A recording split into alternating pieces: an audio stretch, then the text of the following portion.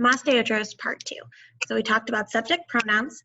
We talked about changing your verb to match the subject of your sentence. We talked about the yo forms of verbs and how verbs usually end in AR, ER, or IR. And then we briefly touched on how there are always exceptions. Like I said, most of the time, the Band-Aid trick, or taking off the last 2 letters and putting on the O, works. But sometimes it doesn't, and you just have to memorize them because they're called irregular. First, some oi verbs. So we already learned some of these. Ser means to be, and the yo form is soy, I am. For example, soy de Guatemala, I'm from Guatemala. Ir means to go, and the yo form of that is voy. Yo voy, I go. For example, voy de compras, I go shopping. Next, a star.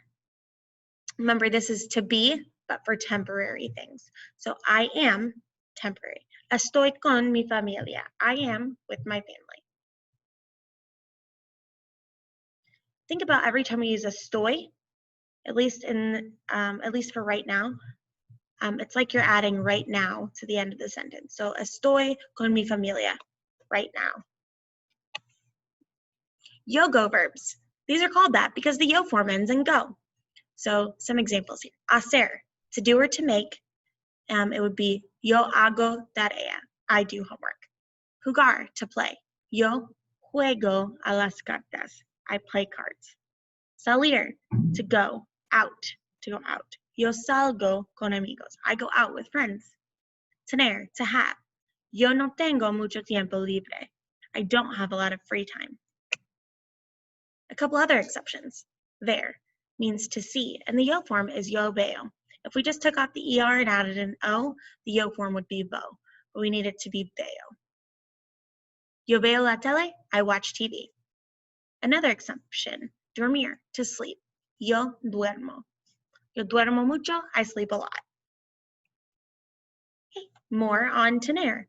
To describe your eyes and hair, you have to use the verb tener. So yo tengo means I have. For example, yo tengo ojos azules. I have blue eyes. Yo tengo pelo rubio. I have blonde hair.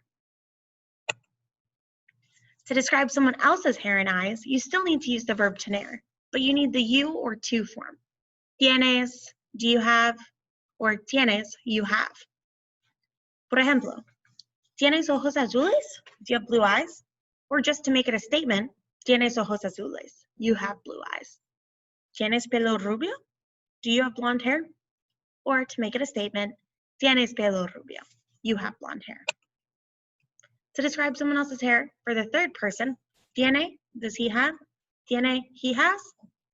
¿Tiene él ojos azules? Does he have blue eyes? Él tiene ojos azules. He has blue eyes. ¿Tiene el pelo rubio? Does he have blonde hair? Él tiene pelo rubio. He has blonde hair. And it's exactly the same for she, except you change out el for ella. So tiene, does she have? Or tiene, she has.